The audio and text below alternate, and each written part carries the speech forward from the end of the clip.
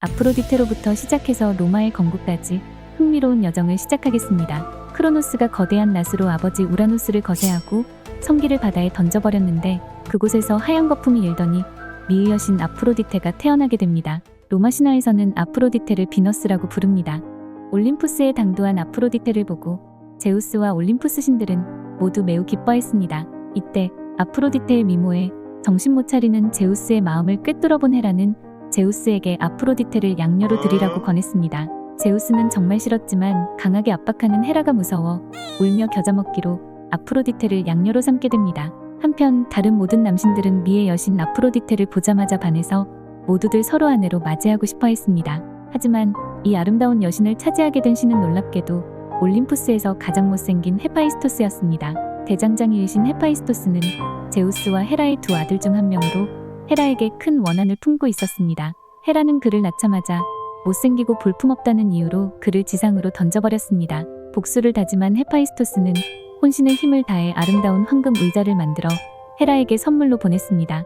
헤라는 의자의 아름다움에 감탄하며 의자에 앉자마자 단단히 결박되었는데 올림푸스의 어떤 신들도 대장장이 신이 만든 의자의 단단한 결박을 풀 수 없었고 크게 당황한 신들은 헤파이스토스에게 헤라를 풀어달라고 간청하였지만 원한이 깊었던 헤파이스토스는 무시해버립니다. 결국 신들은 특단의 조치로 술의 신 디오니소스를 최고급 포도주와 함께 헤파이스토스에게 보냈습니다. 디오니소스와 즐겁게 술을 마시던 헤파이스토스는 술에 취해 기분이 좋아졌고 헤라를 풀어주는 조건으로 미의 여신 아프로디테와의 결혼을 요구했습니다.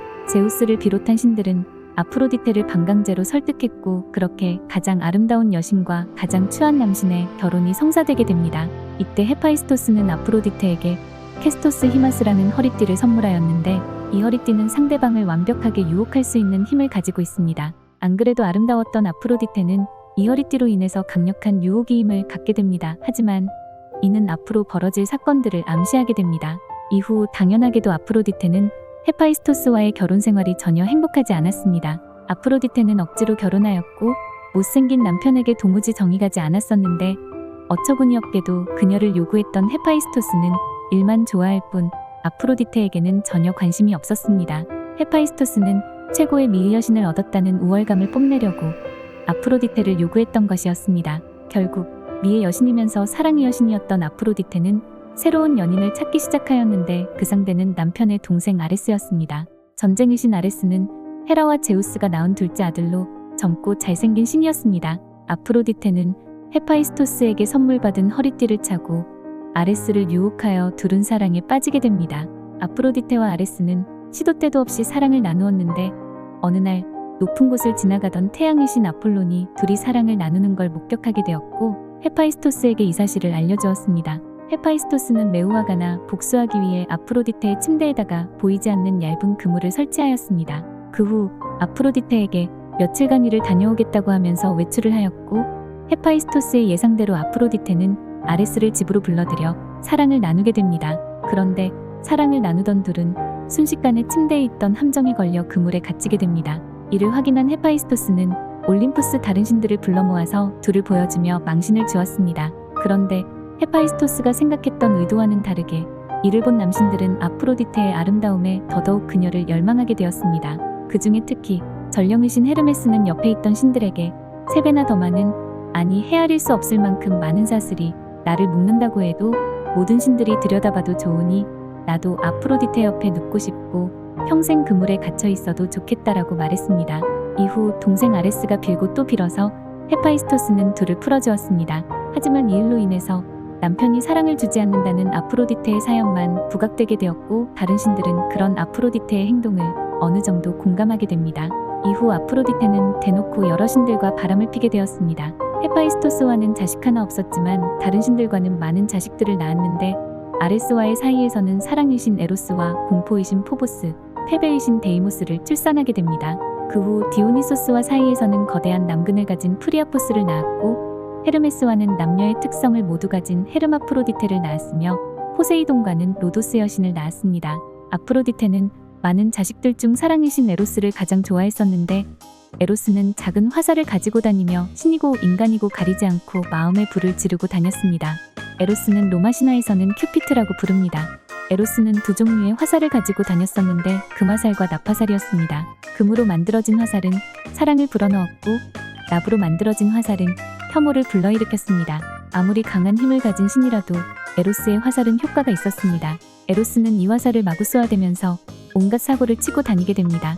한편 이후에 아프로디테는 트로이의 왕족 앙키세스와 사랑을 나누게 되었는데 그 후 아이네아스를 낳게 됩니다.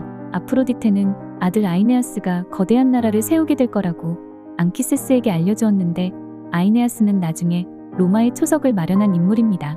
아이네아스가 청년이 되었을 때 유명한 트로이 전쟁이 일어나게 됩니다. 트로이 전쟁 중에 아프로디테는 아이네아스에게 이루어야 할 사명이 있으니 어서 이곳을 피하라고 지시하였고 아버지와 아들 이울루스를 데리고 탈출합니다. 이때 그의 아내는 아쉽게도 사망하였습니다.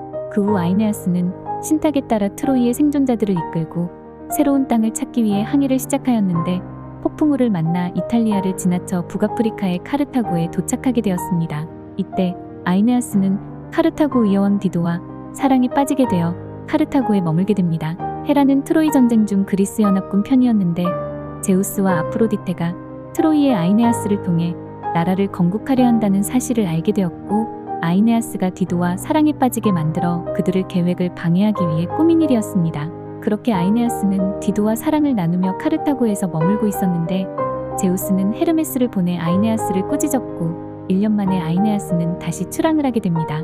남아있던 디도는 슬픔에 빠져 단검으로 자결하였습니다. 그 후 우여곡절 끝에 아이네아스는 라티움 왕국에 도착하게 되었습니다. 라티움은 고대 이탈리아의 중심 지역이며 후에 로마가 세워지는 곳으로 라티움의 왕은 라티누스였으며 그의 딸은 라비니아입니다. 아이네아스는 그곳에 있던 라티누스 왕의 딸 라비니아와 결혼하게 됩니다. 그런데 그녀는 이미 이탈리아의 루틸리족의 왕 투르누스와 약혼이 돼 있었는데 투르누스는 라티움의 원주민으로서 그 지역에서 강력한 지지와 영향력을 가지고 있었습니다. 결혼 소식을 들은 투르누스는 전쟁을 선포하였습니다. 투르누스는 많은 현지 동맹군과 지지자들을 보유하고 있었기 때문에 병력면에서 매우 유리한 입장이었습니다. 이때 아프로디테는 아이네아스의 불리함을 알고 있었고 헤파이스토스를 경멸하였지만 자식을 생각하여 어쩔 수 없이 헤파이스토스에게 아들을 도와달라고 부탁하게 됩니다. 헤파이스토스는 아프로디테가 울며 사정하자 무기와 방패를 만들어줍니다. 그렇게 헤파이스토스가 만들어준 무기를 가진 아이네아스는 투르누스와의 1대1 싸움에서 이기게 되었고 이로 인해 트로이의 후손들과 라틴족의 결합이 이루어집니다. 아이네아스의 후손인 로물루스와 레무스가 로마를 건국하게 되며 로물루스가 로마의 첫 번째 왕이 됩니다. 이후 그의 후손 아우구스투스가 초대 황제에 오르게 되었는데 아이네아스의 이야기는 로마의 기원을 트로이 전쟁으로 연결시키며 아우구스투스는 이를 통해 자신의 통치와 로마 제국의 정당성을 강화하는 데 사용했습니다. 감사합니다.